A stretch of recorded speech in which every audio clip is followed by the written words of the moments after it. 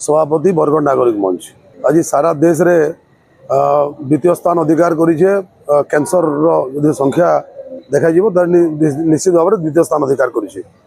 तो अपन जो सारा राज्य अनुपातिक आम नेमा तो 24% और 24% कैंसर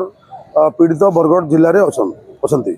तो ताकू नहीं गोटे आमर भितर गोटे गुंजन सृष्टि आप जानते बरगढ़ में सरकार द्वारा निर्मित गोटे कैंसर हॉस्पिटल कि बर्तमान पर्यंत कार्यक्षम हो पारि ना। बरगढ़ में आप जानते गोटे गोटे बरगढ़ जिलार पदमपुर सब डिविजन मरुड़ी प्रपीड़ित एवं बरगढ़ सब डिविजन किसी हीराकुद डैम जल सेचन सुविधा अच्छी किंतु चाषी जेहेतु चाषी चाषर बेसी लोक ये डिपेंड करती किंतु लोकों पाखे एत पैसा ना जे से जाकि सुदूर बॉम्बे कि कलकत्ता कि मद्रास कि भुवनेश्वर जाकि ट्रिटमेंट हाँपाखे पाखे से संबल ना। तेणु बरगढ़ में गोटे कैंसर हॉस्पिटल शुभारंभ सुधा आज पर्यटन कार्यक्रम होना। आम बरगढ़ सचेतन नागरिक एवं बरगढ़ नागरिक मंच आम गोटे प्रस्ताव ग्रहण कलु जदि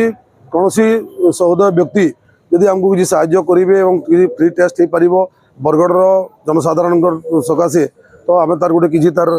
लाभवान हो पारे लोक बोली आम आज चिंता कलु। एवं आज दिन में आम बरगढ़ जो बागची श्री शंकरा जो कैंसर अनुष्ठान अच्छी कोलाबोरेशन और एनडी क्लिनिक बरगढ़ एवं बरगढ़ नागरिक मंच मिलित अनुकूल्य आज गोटे आम कैंसर फ्री कैंसर टेस्ट गोटे आज आयोजन करूँ। बरगढ़ जिलार आखपाख अंचल विभिन्न पेसेंट मैंने आज जो मैंने गरीब श्रेणी हो धनी श्रेणी समस्ते आज आसिक ट्रिटमेंट कर आज आम गोटे कैंप कर आसीचुटा बागची शंकरा कैंसर हॉस्पिटल तरफ मुई होचे हेमाटोलॉजिस्ट। तो इन एनीमिया भी आम देखुचु जहाँ रक्तहीनता अच्छे आम से पेशेंट मान हिमोग्लोबिन टेस्ट करुचु जहाँ हिमोग्लोबिन कम अच्छे जहाँ जहाँ दरकार आम एडवाइस मैंने दौचु आउ कैंसर सचेतनता भी एका संगे आम समस्तटा स्प्रेड करुचु। कैंसर किछिटा लक्षण थी जेंता ओजन कमबा भूक नहीं लगबार कि आमर जेंता हेमाटोलॉजिकल मैलिग्नेंसी जेंटा थी बहुत दुर्बल लागसी लोकंकर देह हाथ रे पैच पैच होकरी फड़ी जाएसी आउ से माने जाइकरी जथा शीघ्र लेट ना आमर कारण काना हेसी लोक माने हाँ होचे होचे हाँ वीक लागुचे करके बहुत लेट रे आसन लेट रे आसले ट्रीटमेंट करवार मुश्किल हो जासी।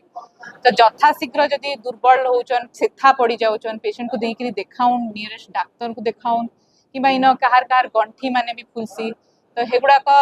जिते जल्दी अपन जाइए डाक्तर को देखाबे से मैंने जानी पारबे ब्लड टेस्ट करबे एग्जामिनेशन करबे जे भी अपन लोकल डॉक्टर से मैंने आइडेंटिफाई कर पारबे कि अपन